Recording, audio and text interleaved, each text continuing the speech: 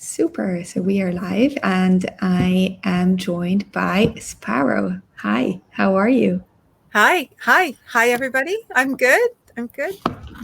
We've got a sunny day, as you can see from my window. And we have another cat, which is a guest of honor. I feel today is like a full on cat day with all the guests in the live stream, which is amazing. Yeah, I think she's rather camera shy, so she's right there, but I don't know that she'll come on camera. So obviously, I've just had a conversation with Colburn, who talked a little bit about his vision behind like Museum of Crypto Art and everything he wants to try to, accomplish and bring forward. So I guess I'd start with the same, I think, with the same question that I've asked him at the start, which is when did this journey into crypto art start for you? And talk a little bit about, the history that has brought you so far. Yeah. So I was a painter, right? I did physical artworks. And it was encaustic wax paintings that I really love. And I know, I mean, some of the oldest paintings in existence are encaustic wax. So they last for centuries, right? These paintings have been there since 2 BC, right? I mean, so I was looking for a way to marry the longevity of the artworks I was creating with permanent provenance data. And that's how I discovered or came across blockchain as a way for recording history, for the provenance of artworks, in both an immutable and in a public way. My first foray into that was on a private blockchain, and that really didn't work out well. So what got completely sold on the idea of a public ledger, and having that data be freely available to anybody who wants to look it up. And I think that's a really powerful idea for artists. People spend, ArtGnome will tell you, hours and hours, lifetimes sometimes, researching artists' body of work to identify which works are theirs and when they were created, and all of that rich information is really costly to maintain. But if it's recorded by the artists themselves on a public ledger, there's no further cost involved. Putting together a raison d'etre, right, a catalog raison, will be simple and quick because it's all of the records are there. And when did it start? Like how long ago was this? Yeah, so that was like 2018 was when I started asking the questions and started doing experiments. It wasn't until 2019 that I eventually ended up with Ethereum. That's really interesting. I've never, in like the interviews that I've done and the conversations that I've done, I've never heard somebody like approach this from, obviously, everybody wants it to be like within the blockchain, but I've actually never seen it in the way that you're describing it now, that it's actually, like documenting the body of work for purpose of research as well.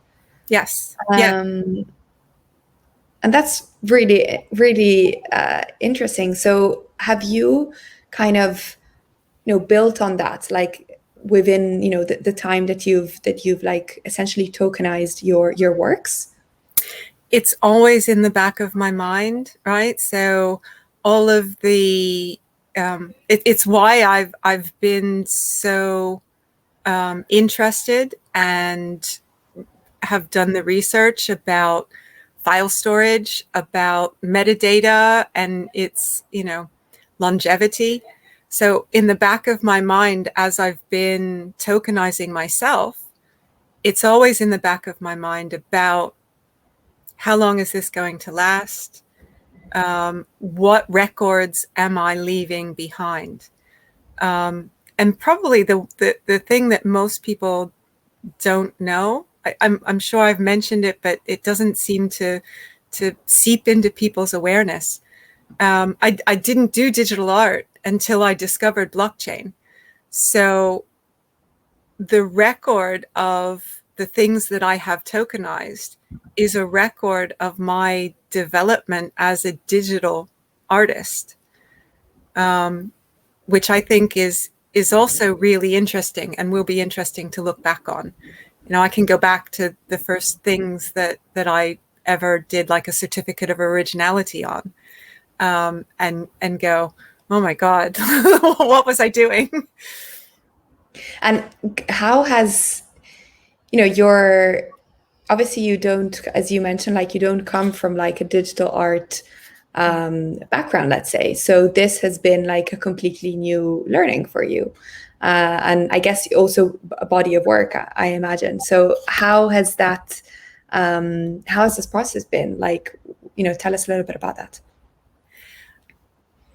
I mean, digital is really interesting. I don't think I'll ever completely move to digital only, because I Mm-hmm. like the physicality of, particularly encaustic wax, right? It does things to all of your senses as you are painting, and it's just a lovely medium to work in. But it's also raises the barrier to actually having a regular practice. So I have a full-time job that I work at during the day.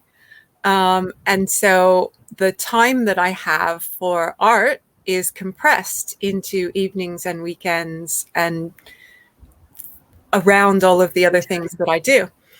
The setup for painting and then the cleanup after painting means you need a big block of time to do that.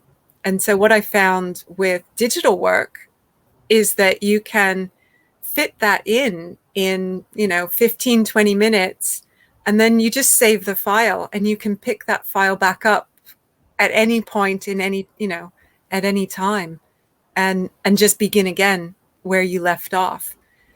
And that ease of moving back and forth between life and art has been really, really appealing. And I hope that you can kind of see that in the digital work that I've done, because it is more expressive of my day-to-day life than my paintings are. My paintings are planned ahead of time, and sort of things that I want to achieve are planned ahead of time. Whereas with the digital art, because I'm doing it in between my other daily activities, my daily life creeps in, it seeps in, and it moves it in other directions. That's really interesting. That's a really interesting way of seeing it. And I want to go back to when you say, like, with paintings, you kind of plan it. Like, what do you mean by that? Like, do you start the painting already with a sort of like an idea of what you would like it to be, or to what you would like the end painting to look like? Mm. Never with. I don't have a picture in my head when I start. I have certain things that I want to explore. I guess that's what I mean by planning. It's like, well, I'll be thinking, oh, I wonder what would happen if I did this. Mm-hmm. And so the next time I approach the painting, I go in that direction. Or I'll do a series of paintings testing a new technique that I learned, and trying that out in different. So that's my plan. really is working with the medium to see what happens. And in some ways, my early digital art is exactly that. It was, okay, what can I do with this tool? And that's a carryover from my physical art. And going back to, some of your like early pieces. So for example, like one of the pieces which I think is also, well, it's in Colburn's collection. I'm going to share my screen so we have it up. Is this one here, which is the girl with no shadow, which I'm guessing is one of your early pieces. Am I correct in saying this? That was just last year, so not that early, no. And with this, like, do you want to maybe like, dive a little bit deeper into the process of this? Like, where does it stand between, your approach to like coming from painting to digital art? And maybe this is like, a transition into actually like having more experience with the medium of digital art. Yeah, so the first ones really when I was playing with digital were all still images because I didn't know animation. So this is sort of a next stage of my development, and I've been playing with and really getting into understanding the generated AI GAN images, and fascinated by that. And I'd started back at the beginning of 2020 exploring these figures and seeing how people responded to them, because it's, to me, it's fascinating how our minds fill in the blanks of anything that's remotely human shaped. We make it into we personify it. Mm-hmm. And so getting these kinds of images from a GAN model were really fascinating because they're just lines the GAN's just coloring pixels. It's us that make this into a figure, a human figure. And this one particularly, so, the title, and this might tie some of the image together. The title, The Girl with No Shadow, is the US title of a book that I had just finished reading.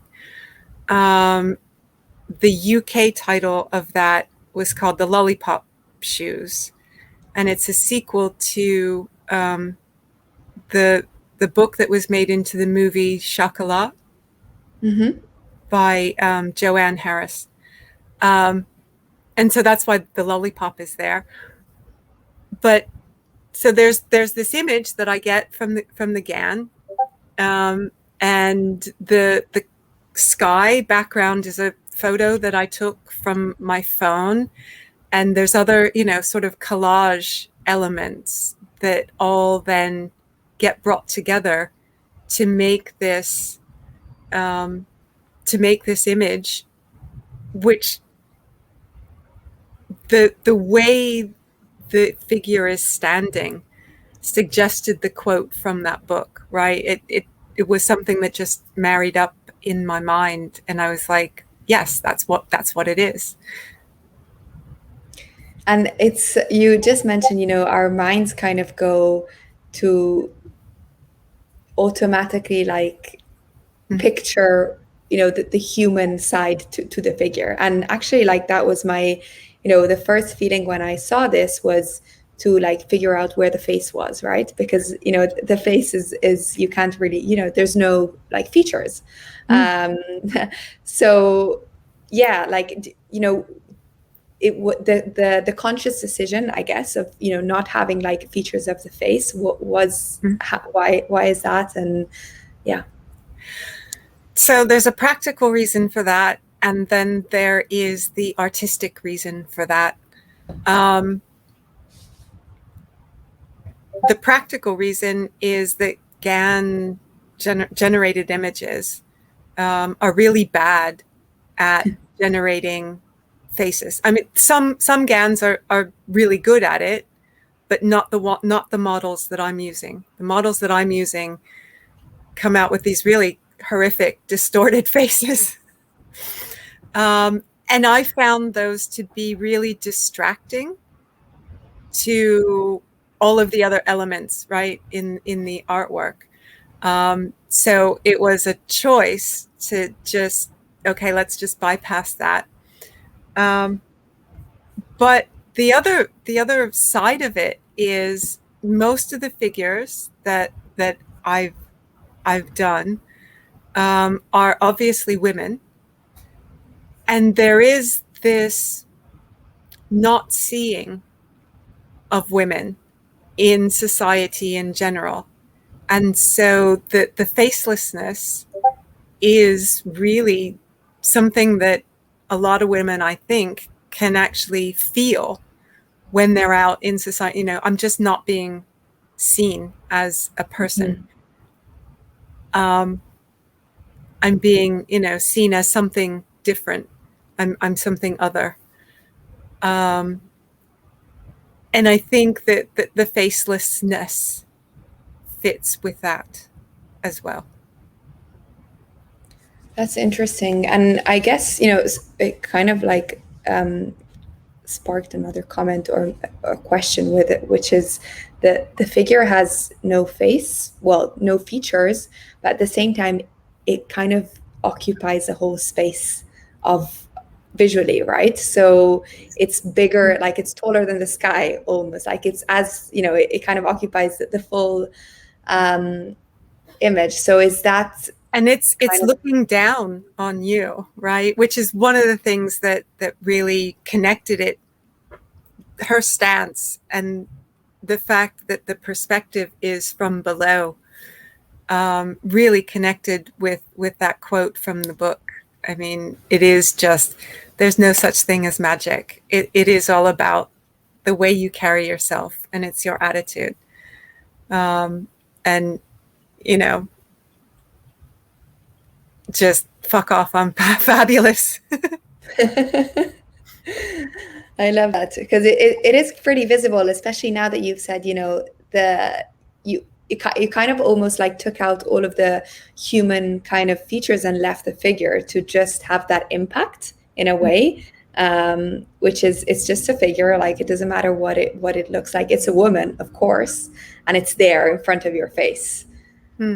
Yes, I think adding detail to that, or having, in some of the other works, there are nice subtle colors and things like that, but this really needed to be strong and almost opaque, right? So it had to be a single color so that it was imposing.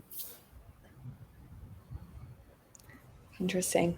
And I guess, going back to kind of the start of the conversation where you said that, you've learned like a new way, a new medium, which is like digital art. I'm interested to understand, how are you playing, or if you are playing like with the two mediums, so with like painting and like digital art, have you combined the two, or are you still seeing them as two separate kind of mediums? I haven't attempted really to try and combine the two, because they serve two different purposes for me, really. And they have very different feelings to them. So I know that it would probably be interesting to take maybe close-ups or pieces of physical work and transform that into, I don't know, something that is manipulated in the digital world. But I think that's been done quite a lot, and I'm more interested in pushing And you'll see, so the latest works on Super Rare are the next step for me in pushing beyond figures or recognizable figures and into sort of these more ambiguous, almost creatures in some respects. So there still are recognizable figures, but in that second row, we're sort of going into not male, not female, not even human, but a bit beyond, and kind of exploring, okay, so how far can we push this to figure out where we lose that this is a human-like figure and it's now something else again.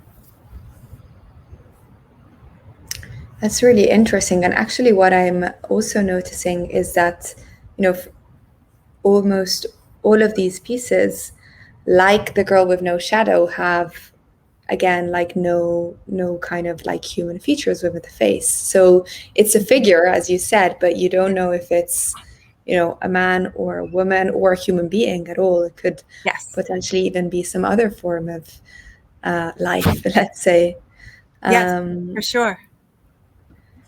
That's really interesting. But actually, I'm seeing, also here, like there are some kind of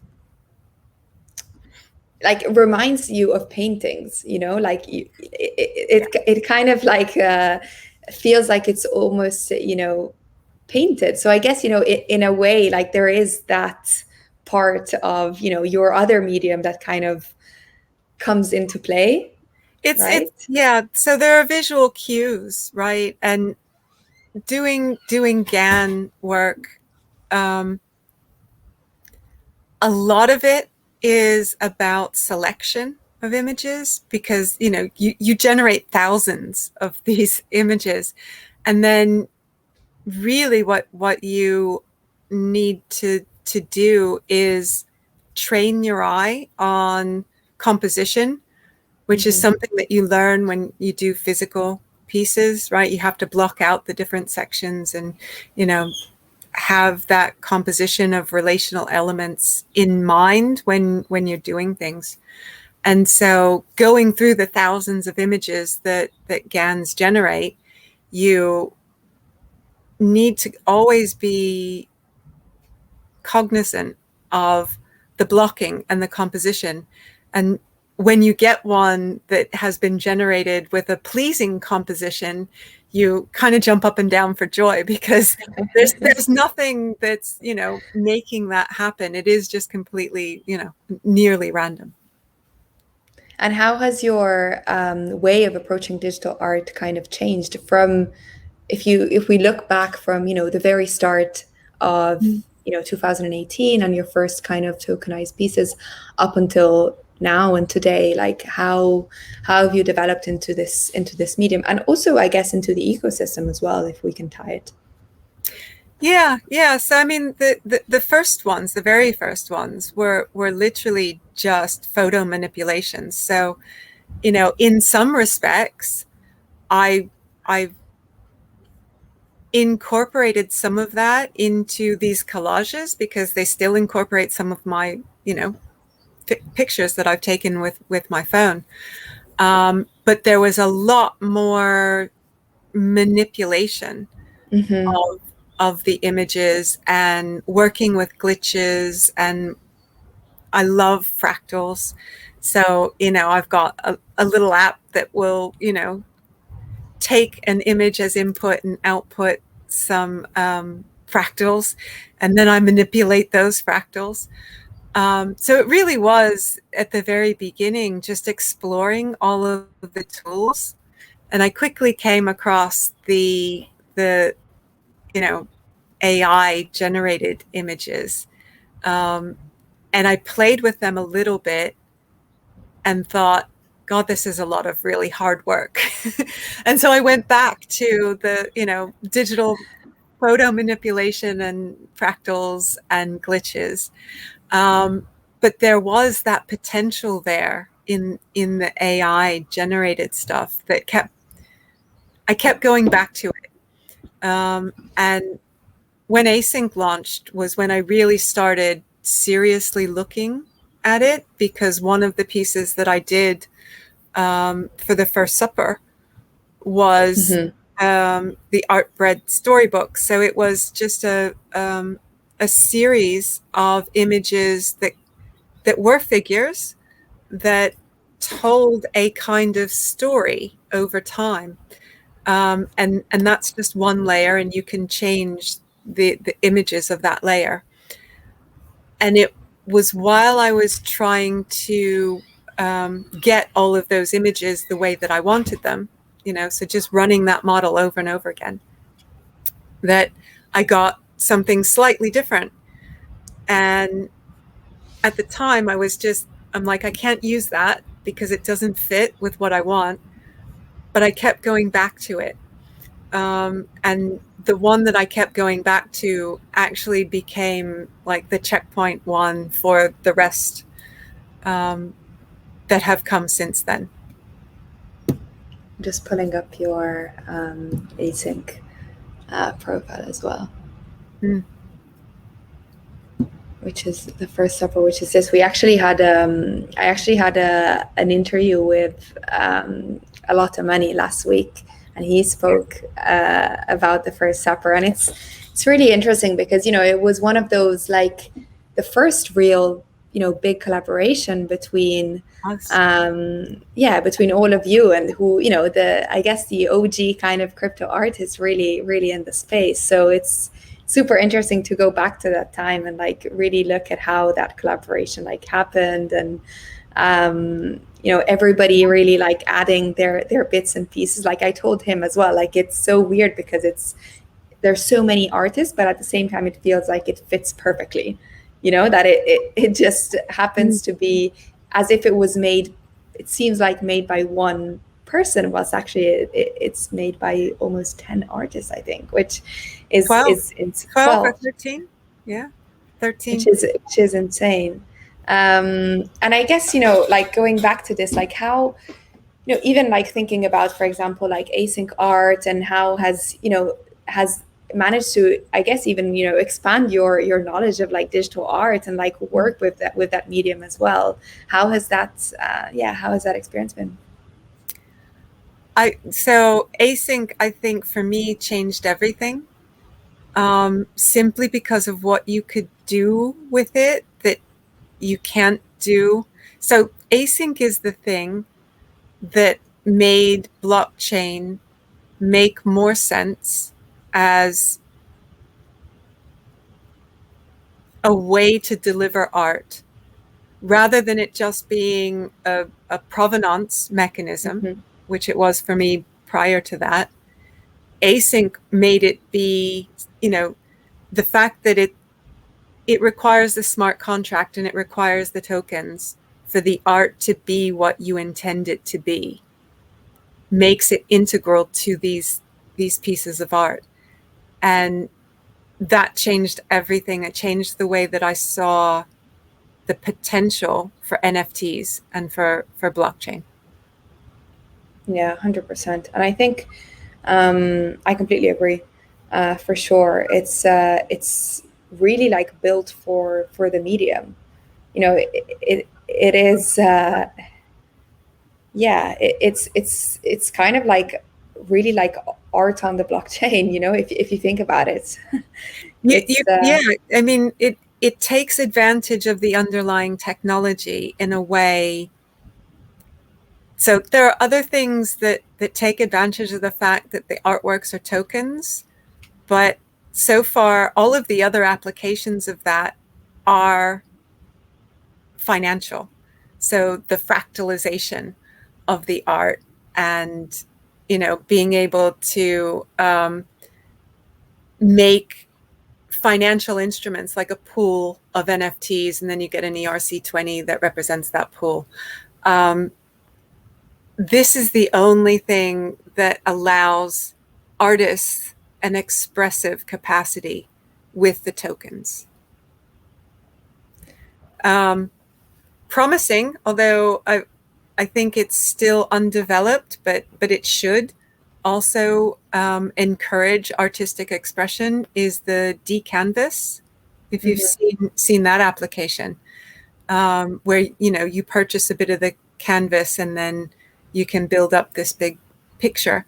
So that's another use of tokenizing, um, in the way that like Eve Sussman did 89 seconds atomized, right, where each bit of the movie is tokenized, and so you can turn it off and on.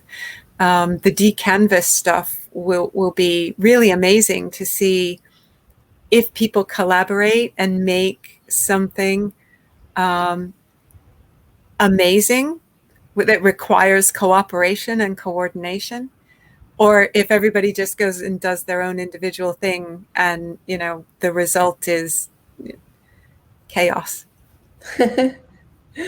Yeah, absolutely. And I guess, one of the also I get one of the beauties of async and the platform is that kind of brings in collaborations, with the fact that like you can play with layers and everybody can work on their own part in a way, like independently. It does Mm. allow for a lot of these collaborations to actually, happen. Like even like looking at your profile here, there's one, two, three, four.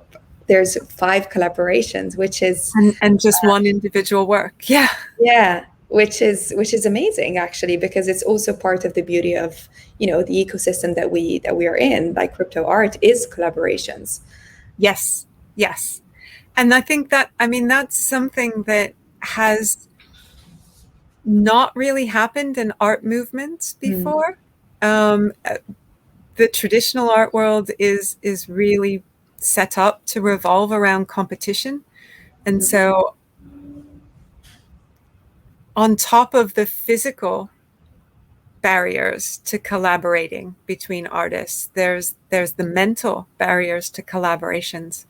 Um, and it's so refreshing to see that hasn't existed in the community. People are really happy to collaborate, knowing that with the underlying technology, again, it's easy to attribute the artists, and the payments, you don't have to worry about it's going to go to one person and then need to be split out. It can just happen automatically, and royalties can happen automatically.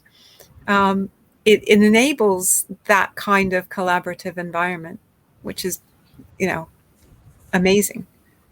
absolutely. And I guess going back to a little bit, what has been your time here in with crypto art and how the space has, evolved. You're part of a lot of different groups or institutions. So Woka, is one of them. Dada is another. Um, yeah, I'd love to, kind of like hear your thoughts around also like linking it back to, what we were saying with Colburn and like his vision for the museum. What do you see as, being like important to really like ground down in the space now, and how you see it, evolving in your eyes and in the future. Mm. Um, yeah. So for me, crypto art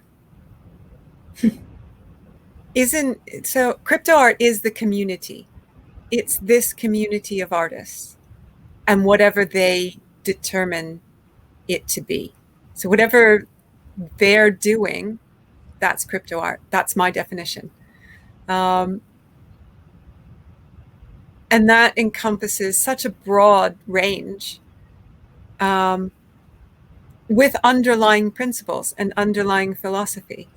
Otherwise, those particular artists wouldn't be here. Um, and I think that's what's important to preserve. It is the fact that the existing system didn't work for these artists. And so they built all of this along with the platforms, along with the early collectors, right? Because it wasn't one single group on their own. It was everybody doing this together.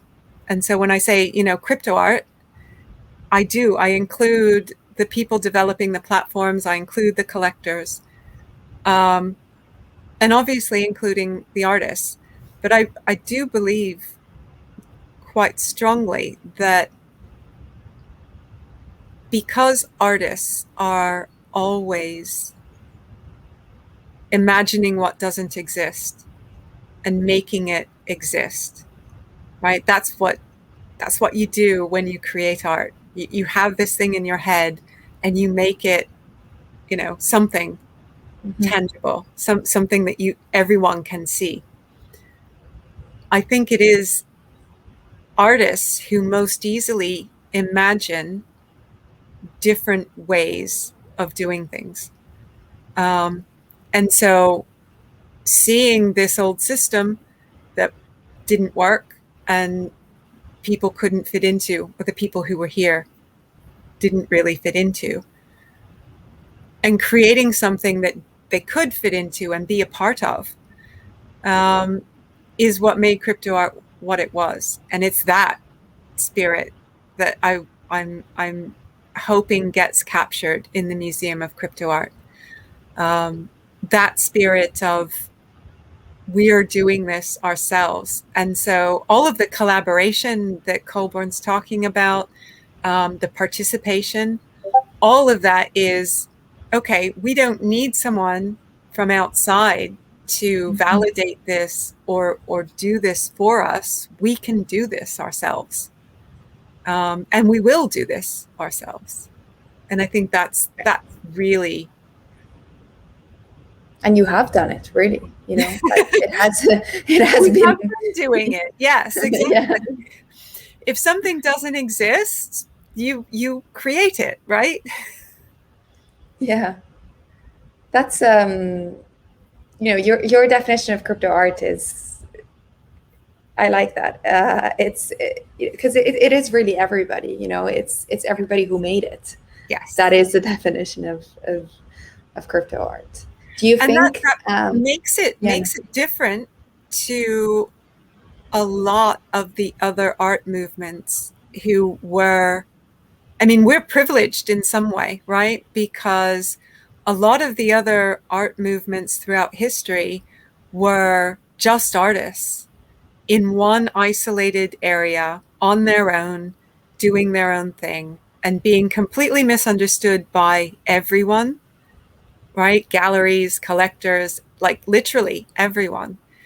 And here we are, artists, being misunderstood Hmm. mostly by lots of people, but we're privileged that we have developers and collectors who understand what we're talking about and what we're doing, and together we can actually make this, something really historically important, I think.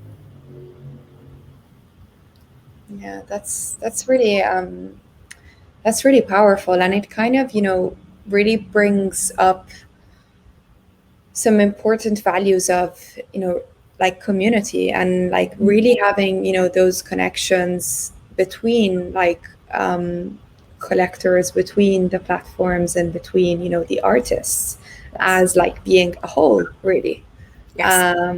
And not, as you said, with the traditional art world, there's you kind of work in silo, right? So you're on your own and you work on your own thing, probably with being represented with a gallery or an auction house, and that's kind of like how it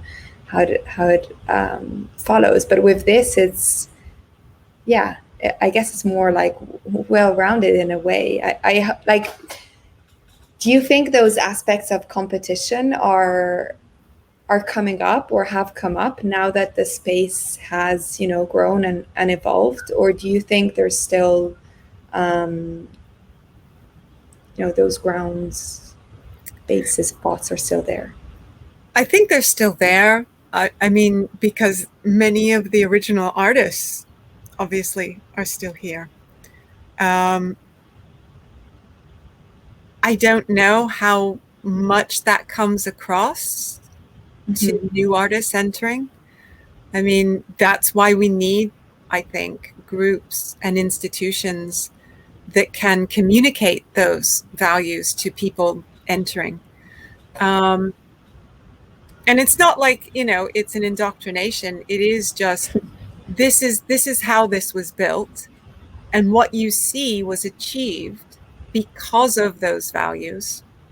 If we had had that competition from the beginning, we wouldn't be here where we are today, right? We would not have been able to, be even talking about mainstream adoption. Um, it really requires that coordination and that collaboration between all of the parties, right? So, we looked at the artist collaborations, but Yeah. the significant thing about the First Supper really was it was more than a collaboration between just the artists. It was a collaboration between the artists and the platform, right? It was Conlon in his, vision going, okay, well, I don't really know what artists want, so let's get them in here and let's see. And so the discussions there about, well, we should be able to do this, and a day or two later would then be able to do that. And that's just really mind-blowing. And I don't know of a parallel um, with that in any art history, really. I'm sure someone will point one out, and I'm happy. Please, tag me on Twitter and tell me of a partnership like that where the technology to do things was worked out with, a group of artists to allow them to express themselves in the way that they wanted. I'd love to know of a historical parallel to that. Yeah, it's actually a really interesting thought because it's like, and to be honest, like it is something that I've actually never thought about, and I'm actually thinking now that it's really, a collaboration between, yeah, the platforms as well, because a lot of the time, we point the finger at the platforms saying like, no, they should be doing this, they should be that, but actually they are also really working on like a bottom up approach, so really like taking in, especially, I'm looking at, async or super rare or known origin, the platforms that have been around for a long time, taking in, what the artists are saying, we would like this and we would like that, and kind of like integrating that into, the technology. Usually it's, the other way around, like humans kind of adapt to the innovation of technology, right? Like Yes. if you think about, the internet, or, Instagram or Twitter, like all of the yeah, the kind of the big revolutions in a way. So that's really interesting to see that way. Yeah, and it's the thing that has made this what it was, I think. If someone had come up with, an Instagram of crypto art and said, "Here, this is the way you do crypto art," it would have never gone anywhere. Yeah, that's really interesting. It's a lot of food for thought. So thank you for that, because it was it's really interesting what you said. Amazing. Well, I think, it was great to chat. Um, It's been lovely being here. Yeah. Thank you so much for all your thoughts, and yeah, for, to be honest, like, to help me see a couple of new aspects of crypto art as well. I think it's always brilliant to hear these stories. Well, I'm so happy. I love chatting to you. You're absolutely wonderful. And I'm so go beyond just the platforms, the collectors, and the artists, and the people reporting on this movement, on this space, are also key, right? And so you bring them into the whole narrative, and you begin collaborating as well in telling the story, and just as much a part of everything as anyone else. So thank you Yeah, for doing that's that. no, that's it's something that we like, even with Colburn and like Fanny and Jason, all of the people that have kind of really been documenting, even the early stages, like to bring up the stories that have built the community so far. And as you said, the values that were so like engrounded into what is this community. So yeah, definitely, 100% agree. And now we'll have a place to preserve them. The Exactly. Museum of Crypto Art. That's amazing. Thank you so much for the chat. I really, really enjoyed it. Yes, me too. Thank you. Thanks. See you. Bye. Bye.